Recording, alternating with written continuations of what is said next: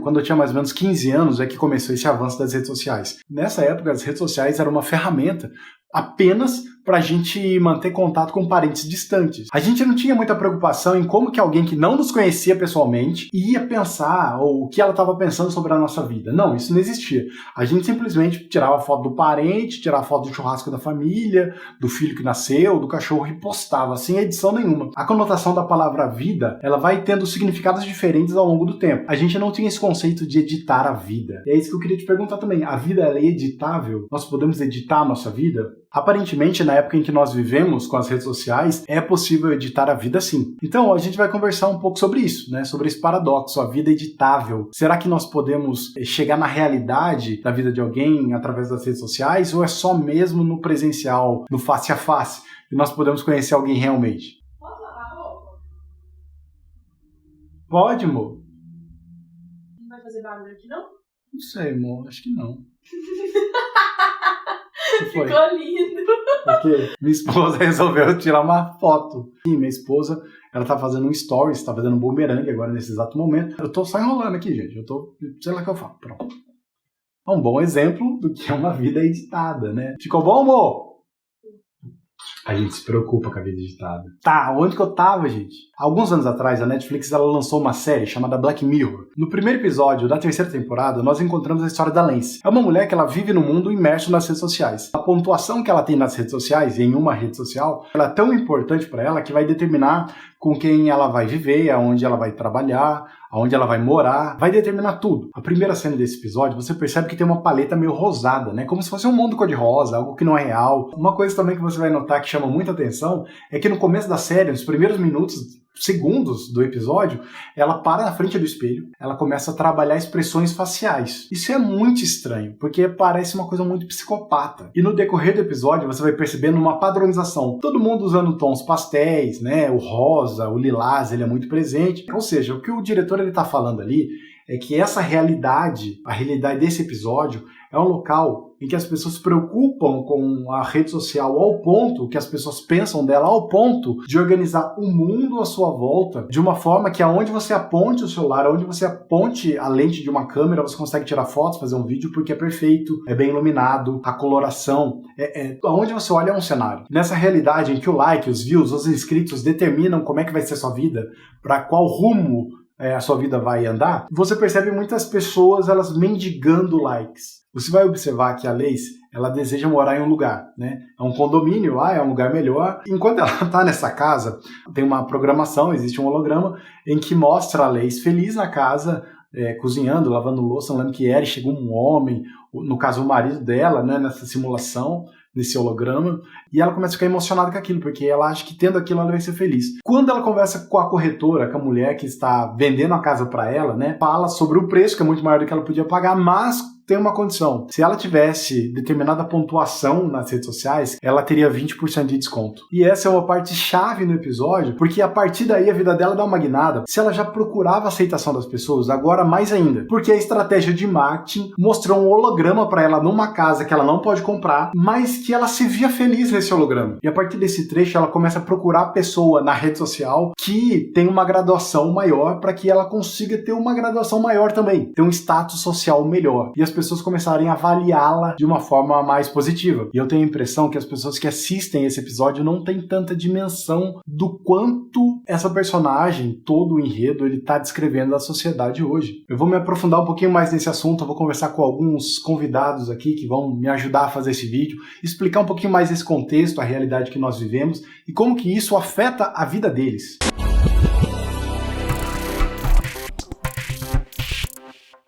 Pessoal, a nossa collab de hoje, a nossa participação de hoje é com a Ianca. Ela tem 15 anos, ela é do Louvor da Ponte, Louvor da nossa igreja. Ela gosta de música coreana, ela gosta de série coreana. Bom, então vamos começar a nossa conversa? Ianca, me fala aí, quantos anos você tinha quando você entrou na sua primeira rede social? Foi em torno de 2015, 2016, eu tinha 10 ou 11 anos, por aí. E com 10 anos, o que uma criança fazia no Instagram? Tipo assim, Eu só queria ter o Instagram, porque todo mundo aqui em casa tinha, eu era a caçula daqui de casa, então, sei lá, eu postava foto, mó nada a ver, postando foto, e a legenda era tipo assim, meu dia com a minha mãe, ou meu dia com o meu primo, e assim vai. E tanto que eu fiquei com tanta vergonha que eu apaguei todas as postagens. E hoje, você tem quantas redes sociais? Então, Eita. hoje eu tenho em torno de 10 redes sociais. 10 redes sociais.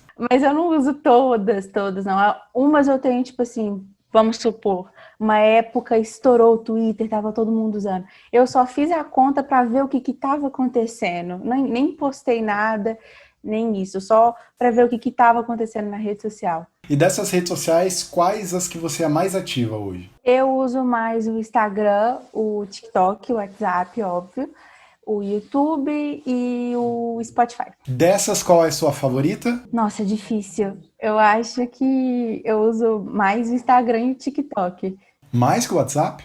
mais que o WhatsApp, porque o Instagram tem como você também conversar igual no WhatsApp. Qual é o critério, você como cristã, qual seria o critério para você postar alguma coisa no TikTok ou no Instagram? Quando o meu critério que eu uso para postar foto é, tipo assim, ser o mais decente possível.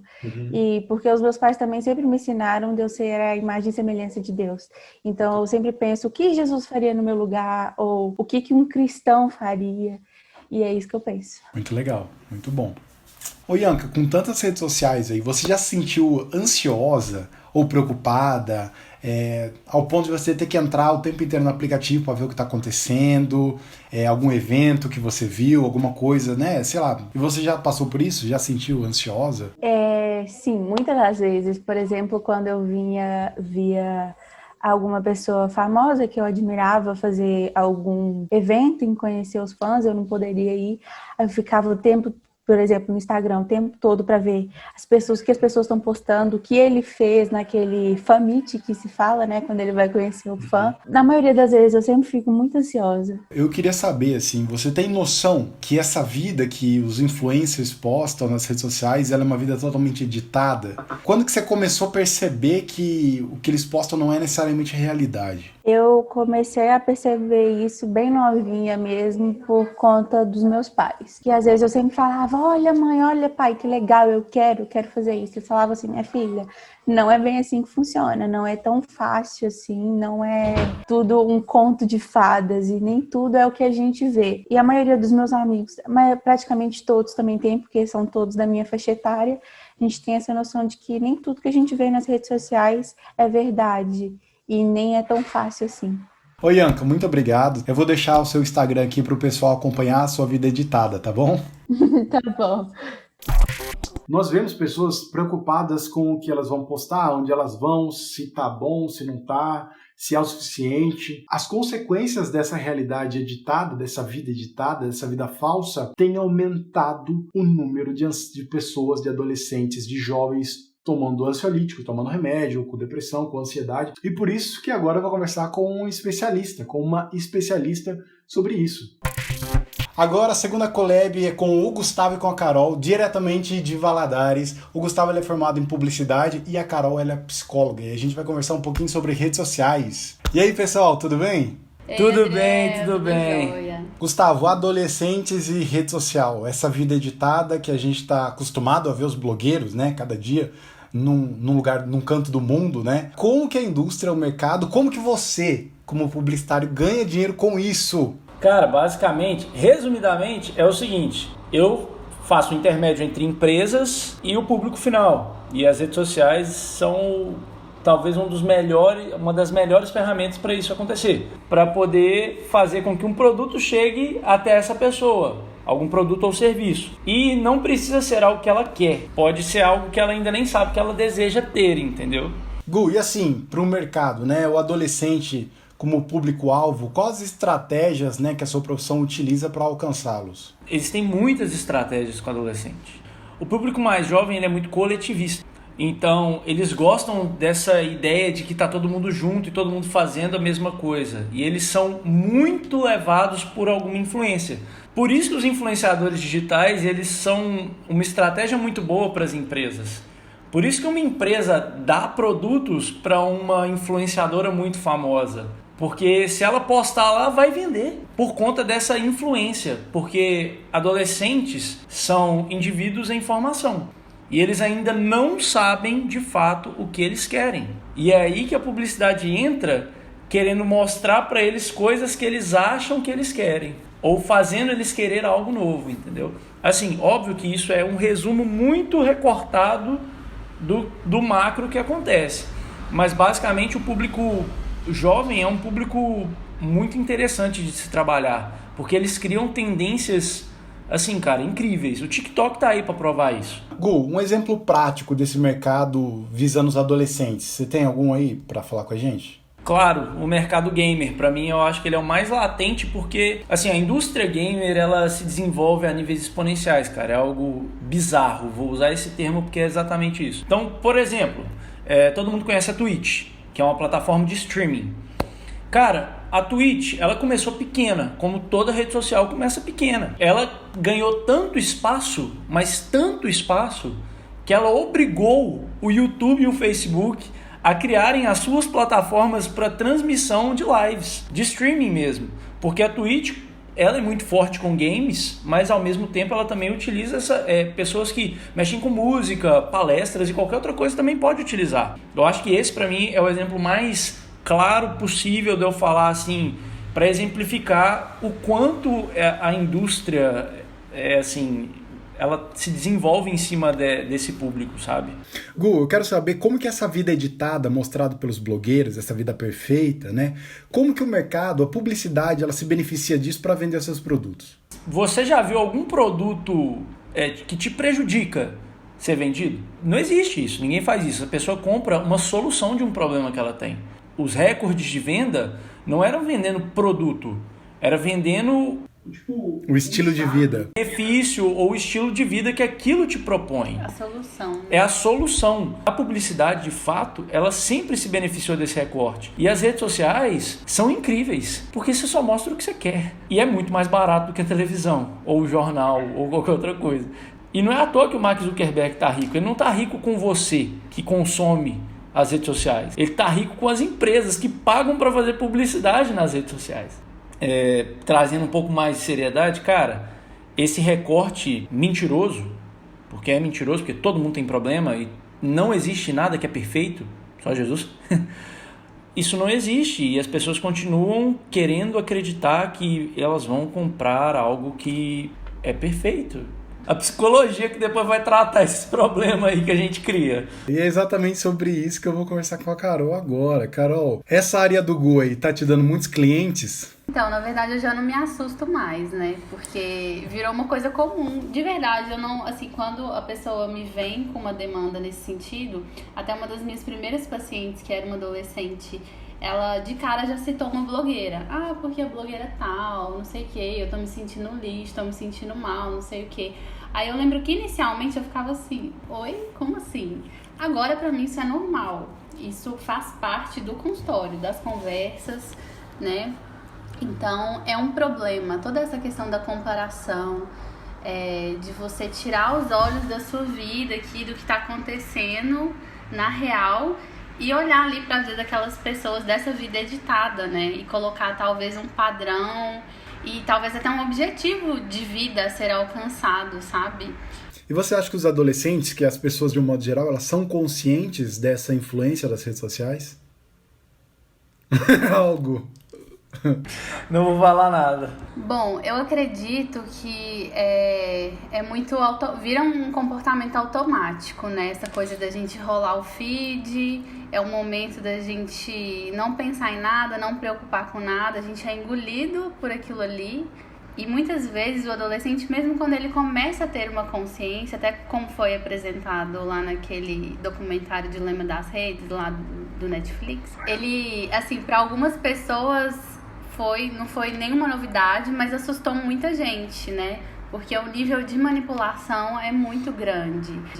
Só que o que acontece? Mesmo quando esse adolescente começa a ter consciência, às vezes ele já está num nível de vício tão absurdo que às vezes ele não consegue de cara assim, ou sem uma ajuda, enfim, se controlar. entendeu? Então ele já vira um vício consciente, né? Tipo assim, não, eu tô aqui, eu gosto, eu não consigo ficar sem, porque quando eu fico sem meu celular, eu tenho ansiedade. Carol, com esse aumento da ansiedade entre os adolescentes, né? Quando você vai conversar com algum paciente seu, com algum adolescente, como é que você conversa com ele de uma forma que ele entenda que as redes sociais pode ser fonte dessa ansiedade? Ou parte da fonte da ansiedade que ele sente? Olha, geralmente a gente busca de uma forma muito legítima, muito verdadeira, assim, os fatos, né? Sem engano, tipo assim, ah não, mas eu mexo ali. Então começar a medir mesmo esse comportamento. Quanto tempo você gasta, né, no seu celular? Quantas horas? Quais aplicativos você usa? O que você sente, né, quando você não está usando? Então a partir daí a gente começa a observar e a lidar isso dependendo como um vício. Se for uma situação mais grave, aí a gente tem algumas estratégias assim trabalhadas em terapia para poder desvincular. Então assim, eu não acredito hoje numa ausência total de redes sociais, né? Ou você tá lá 100% dando a sua vida ou você não participa, né? Existe uma forma equilibrada e saudável sim de estar nas redes sociais, só porque às vezes a gente precisa de um empurrãozinho, né? Então aí tem a terapia, tem até mesmo o aconselhamento, né, na igreja também, que é muito bacana você ter uma rede de apoio ali. Mas eu acho que tem que ser tratado não com desespero, não, tem que, né, pelo amor de Deus, tem que salvar a alma dessa pessoa, mas com uma certa seriedade, entende? Porque é um vício real, né? Então ele precisa ser tratado dessa forma. Pode ser que até aqui você tenha ficado um pouco preocupado ou preocupada com o assunto do vídeo, né? Meu Deus, o que eu vou fazer? Vou quebrar meu celular? Não, calma aí. Vamos ver um significado teológico para isso. O que a Bíblia ela tem a dizer sobre isso? Como que ela pode nos orientar? E é sobre isso que o meu próximo convidado vai falar.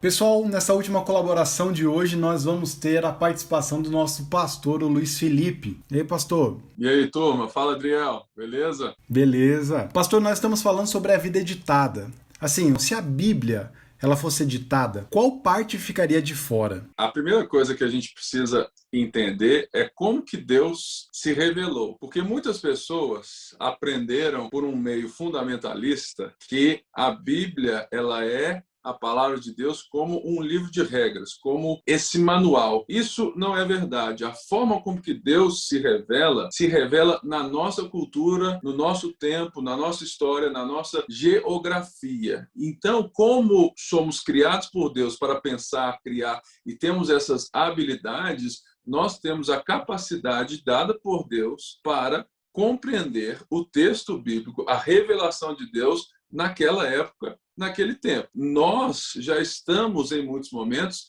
editando a Bíblia quando nós nos negamos a compreender esses momentos da revelação de Deus por toda a história. Isso já é olhar para o texto bíblico com os óculos do século 21, já é editar a vida e a Bíblia. Então, esse hábito que a gente tem às vezes, né, é mais um novo convertido de abrir a Bíblia, colocar o dedo lá e se apropriar daquele versículo, daquele trecho como uma promessa divina, né? Que eu interpreto ela para o meu contexto, ignorando tantos outros fatores. É por isso que Deus levanta pastores, mestres, evangelistas, para que essas pessoas que sejam mais maduras na fé, elas possam ensinar as Escrituras de uma forma própria. É por isso que viver em comunidade e estar dentro da nossa caverna faz parte, porque nós temos que aprender com as pessoas mais maduras. Portanto, quando um novo convertido faz isso, eu não ligo, não. Eu ligo quando um velho na fé continua a fazer isso, porque Deus é gracioso e Ele fala muitas coisas com a gente. Mas a beleza da Bíblia está em também descobrir as belezas dos seus contextos. E por isso, quando nós vamos ver, quando Jesus ressuscita, quem que vê Jesus primeiro e quem são as testemunhas que Jesus deixa no texto bíblico que sejam elas? as mulheres. Naquele contexto, o testemunho, a voz de uma mulher era nula, não existia. Portanto,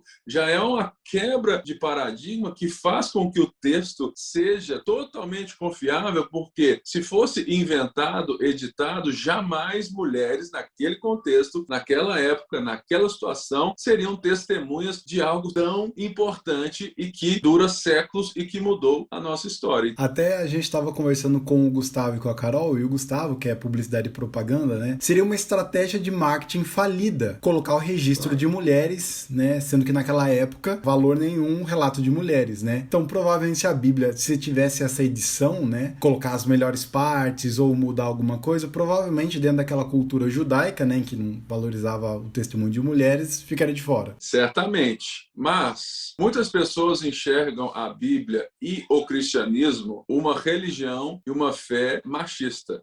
Esses termos nem existiam na época das Escrituras. Segundo, de fato, Deus criou a humanidade. Deus criou homem e mulher totalmente iguais em identidade, valor e propósito, mas eles são diferentes em várias coisas, e isso é o belo de ser de Deus. E outra coisa interessante é, se formos olhar na história, é justamente com o advento, com a chegada dos ensinos de Jesus Cristo que estão sendo mostrados desde lá de Gênesis, e Jesus dá voz às mulheres, a ponto de deixar que elas sejam testemunhas. Jesus tinha no seu grupo mulheres, porque naquela época as mulheres administravam as riquezas, as casas e tudo mais. Ou seja, esse papo que a gente escuta, né, de Bíblia machista, é papo de crente que não conhece a Bíblia e de pessoas que nunca se dispuseram a conhecer os valores reais da fé de Cristo e da sua vida. Uma outra coisa que eu lembrei também é que o pessoal atribui muito essa questão do machismo na Bíblia ao Antigo Testamento, por questão de uma leitura cultural, né? No Antigo Testamento mesmo, duas herdeiras, elas chegam a Moisés falando que a lei estava errada, que elas deveriam entrar como aquelas que herdariam parte da herança do pai, né? Que na verdade na cultura deixaria apenas para o filho, para o primogênito, para o homem, né? E elas conversam com Moisés conversa com Deus e Deus fala assim, elas estão certas. E aí e muda, né? A lei ela é mudada por causa de duas mulheres que interviriram, né? Essa história é linda. A gente tem que ver que a Bíblia é uma revelação progressiva. Deus vai interagindo com a cultura do povo. Nesse contexto, eu lembrei da genealogia de Jesus. Na genealogia, existem algumas mulheres. Especificamente, uma delas, ela é muito intrigante, que é Raabe, aquela moça do muro de Jericó. Não era judia, que se converte e agora está na genealogia do nosso Senhor. Ou seja, isso é maravilhoso. Deus vai se revelando diante do mundo caótico, de um mundo que oprime, e de fato, e com Cristo nós vemos isso claramente, porque Deus se fez homem e habitou entre nós. Ainda falando de genealogia, né, pensando assim, a Batseba, ela consta na genealogia de Jesus. Também. Isso aí. Poxa, o cara segundo o coração de Deus, o pecado dele é tão exposto nas escrituras, tantas vezes que ele errou, que ele falhou, né? Haveria uma estratégia para proteger. Vamos editar essa parte do rei Davi. E o que é interessante é que quando a gente vai desse pressuposto de que a Bíblia não tem nenhuma edição, porque ela não se preocupa em esconder pecados dos queridinhos, né? A gente chega em Jesus e não há relato de nenhum pecado, apenas uma vida perfeita, né? Então, é uma coisa da qual me faz crer que a Bíblia é a palavra de Deus. Sabe por quê? Muitas pessoas falam assim, não, mas a Bíblia foi escrita há tantos anos, né, em contextos distintos. E é isso que me faz crer. É justamente o fato de um Deus todo-poderoso se revelar de uma forma tão louca e tão humilde como o próprio Jesus. A Bíblia é um Deus que vem até nós, que se revela, que fala a nossa língua do nosso jeito e interfere na nossa história, correndo os riscos que ele correu, porque é um ato de amor. Ele não veio para se provar, ele veio para se revelar, ele veio para amar. E isso faz com que a gente enxergue a própria Bíblia de uma nova forma. Qual reflexão você deixa para os jovens, assim, que são tão imersos, né, a essa cultura de redes sociais, de vida editada? O que a Bíblia ela tem para nos ensinar, assim? Eu acho que o mais importante para essa turma é eles terem a certeza de que eles não são aquilo que eles sentem, que Deus criou o mundo e nos criou à sua imagem com uma finalidade. Eles não precisam se apoiar em redes sociais, eles não precisam se apoiar em coisas que eles sentem num certo prazer para serem alguma coisa. Eles já são. E porque eles são em Deus, que eles descubram aquilo que Deus fez eles para ser, o que é a verdadeira humanidade, o ser humano, para que eles então possam entender que viver editando a vida para se sentir bem é algo que a gente não precisa, porque quando nós encontramos em Cristo a verdadeira humanidade, nós vamos ter certeza de que Deus nos fez com uma finalidade, um propósito. Deus não fez nada por acaso, né? E o acaso não vai nos proteger. Portanto, a gente não precisa ficar olhando as fotos belas, os vídeos legais, as coisas tão lindas nas redes sociais, no mundo virtual, porque existe um mundo belo criado por Deus que é muito mais legal de ser vivido e a gente deve se jogar nele, porque é aí que vale a pena de termos relacionamentos, de crescermos, aprendemos o que é verdadeiramente viver em galera. Amém! Amém! O objetivo desse vídeo é te fazer pensar, te fazer refletir sobre a vida editada. Você poderia ser um colaborador, né? Fazer parte dessa collab. Você poderia comentar aqui embaixo um tema, um assunto que você gostaria que nós fizéssemos nesse vídeo. E quando a gente postar esse vídeo, você tem que se inscrever no canal para você receber a notificação, né? Ativa o sininho aí, deixa o like nesse vídeo, compartilhe com seus amigos. Muito obrigado, até mais. Para você que ficou até o final, gente, deixa eu te explicar uma coisa. Essa realidade aqui é uma realidade editada, tá? Aqui, gente, tá vendo isso aqui? Essa é a minha visão, essa aqui é a minha cama, é o quarto onde eu durmo. Isso aqui não é um escritório, isso aqui é a mesa da cozinha, esse computador é, de fato, o que eu uso para trabalhar também. Isso aqui não fica aqui, ok? Olha só uma coisa interessante, isso aqui foi montado estrategicamente, foi uma vida editada também. Esses livros, por exemplo, eles foram escolhidos, né? Eu escolhi os livros grossos porque isso passa um ar de credibilidade. Isso é questão de, sei lá, psicologia, sociologia, não sei. Eu não lembro agora, faltou a palavra agora, né? Isso aqui é a realidade, não está sendo editado. Por isso que a gente erra, fala, tosse, espirra, tudo isso. Mas, por exemplo, esse protetor de tela ele é feito de uma forma proposital para que gere um ar de descontração, né? Porque querendo ou não, tá muito sério, tá muito minimalista, entendeu? Então isso funciona como uma quebra. E o que vocês não viram é isso aqui, ó. Isso aqui é a cama, né? As gambiarras que eu fiz. Eu tenho até um tripé que tá ali, mas é isso aqui que eu tava usando. Eu tava apoiando nesses livros, nessa cesta aqui, nessas caixas e tudo mais. A iluminação, ela é improvisada. Isso aqui é um pote de sorvete. Mas o meu gravador não funcionou, então eu coloquei aqui, eu coloquei nesse pedestal, coloquei um pau de selfie, prendi ele aqui, porque o microfone não funcionou. Gente, faz 1 hora que eu tô gravando. Meu Deus do céu, pra você ver como dá trabalho, né? Pra você assistir. Mas resumindo é isso, né? Essa aqui é uma realidade editada, tá? Essa aqui não é realidade, né? Onde eu trabalho é bagunçado, não é assim, tá? Mas isso aí é um bônus pra você que ficou até o final, tá bom? Muito obrigado e é isso aí, até a próxima.